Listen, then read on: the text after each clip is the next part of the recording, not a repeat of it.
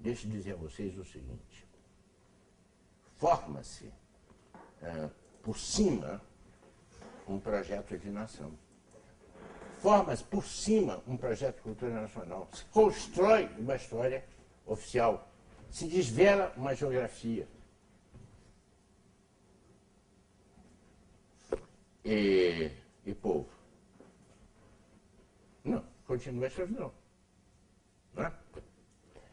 Eu quero agora dizer a vocês o seguinte, a elite brasileira, que é uma elite que vem dos tempos coloniais, é uma elite de uma voracidade espetacular, entende?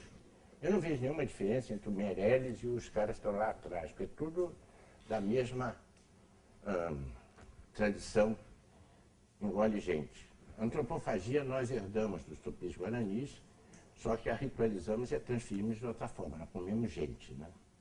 Povo, né? Em escala realmente importante. E eu diria isso a vocês porque manter a escravidão até quase o final do século XIX, além de ser uma proeza político internacional, né? É um insulto à nossa formação, né?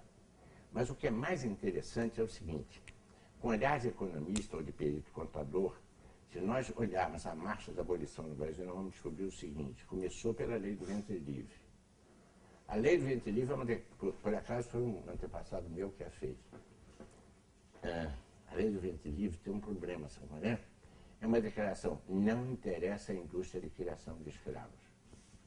Nelore sim, etc., mas escravo não vale a pena. É muito caro, a probabilidade de morrer é muito grande, é necessário desviar a mulher para a tarefa de criar a criança. Enfim, é muito complicado.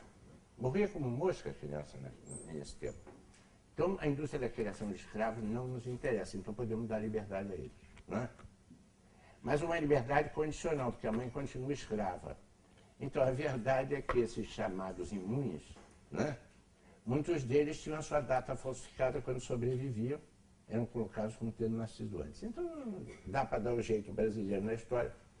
Tudo continua como dantes no quartel de Abrantes.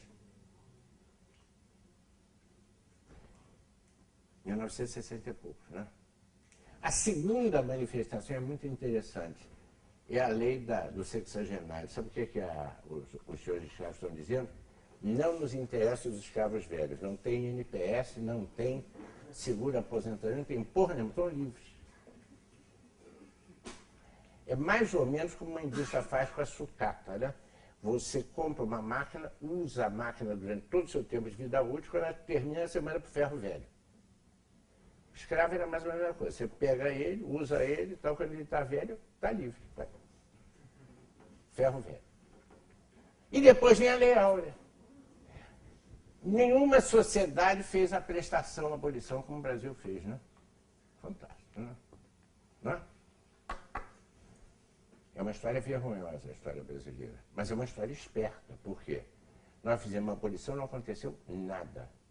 Pode agora o movimento deu fazer um esforço enorme para botar heróis. Não tem herói nenhum. Não tem nada. Aliás, o déficit de heróis no Brasil é uma coisa dramática. Por isso é que dá o samba do crioulo doido, aquele do José Joaquim da Silva Xavier. Eles não fazem um rolo lá, não quebra, não. Vamos para o México, quem é que já se viu no México aqui sabe o que é ter herói, né? Aliás, os países sul-americanos todos são cheios de heróis, né? Hein? No México se mataram os botiquins, pró-Hidalgo, pró não sei o quê, Bandeira, filho da mãe. Aqui eu nunca ouvi ninguém ter brigado com ninguém por causa de Deodoro. Nunca vi. Não conheço nenhum fã-clube, nem de Pedro II, nem de Pedro I, nem de Deodoro, nada. Cara, a gente anda agora resgatando um pouquinho de Zé Bonifácio, que é um jeito interessante, realmente inteligente, um cientista bem inteligente. Mas vamos deixar de lado isso para dizer a vocês o seguinte. Obviamente, durante todo o século XIX, né, o protopovo continua protoplasma, né? Mas a elite não. A elite se moderniza. Aliás, a elite brasileira tem uma grande propensão a se modernizar, desde que mantenha seu patrimônio. Então, nós pedimos o quê?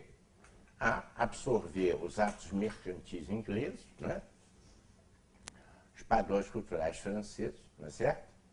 E fazer uma espécie de hibridização dessas coisas, frequentando o Jockey Club, né?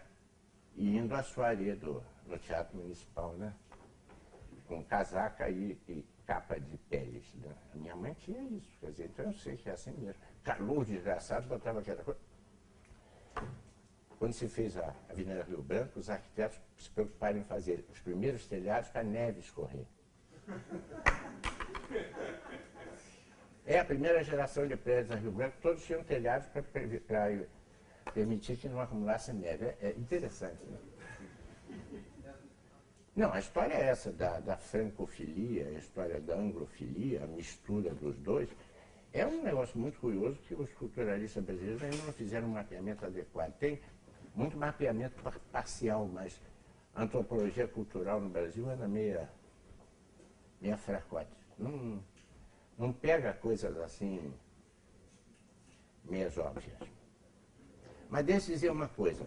A elite brasileira já revela, nessa época, uma capacidade fantástica de assimilação dos cânones de fora, entende? Aliás, eu acho que a elite brasileira hoje continua fazendo o mesmo. Por exemplo, quando meus alunos, todos filhos de pessoas, agora eu não sou uma pessoa, mas eles deletavam e printavam e ficavam com vontade de reprovar. Porque printar e deletar é tornar, é procurar se mostrar colado à civilização saxônica. O to print e to delect. Só que esquecem que o delect é de latino. De deletar existe em latim. Mas, obviamente, não sabem ou tomam o delect como não apagar. Apagar é uma vergonha, imprimir é outra coisa. Eu printo, né? E por aí vai. Aliás, o pobre do Camões deve estar no cemitério se contorcendo todo, né? Mas a classe média hoje toda printa e deleta, né? Com a maior facilidade, não é isso? E vai para o shopping. Ou não? Shopping. Não é centro comercial.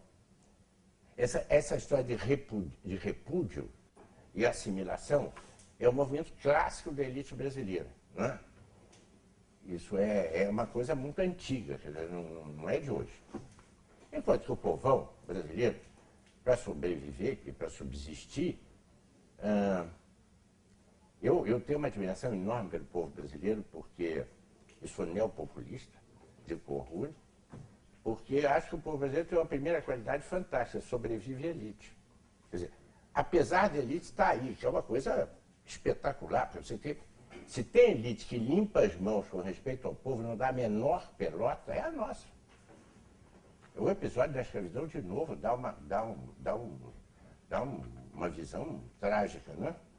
Nenhum partido político da República Velha assumiu a questão dos ex-escravos. Nenhum. Ouçam bem. Nenhum. Você não encontra referência programática em nenhum. Não existe. Mas você encontra muitos discursos a favor do branqueamento da população por uma política migratória que viesse a aumentar o coeficiente de branco na população. Inclusive, já aqui na boca, mas porreta, nesse negócio daí é um terror. Deixa eu dizer a vocês o seguinte.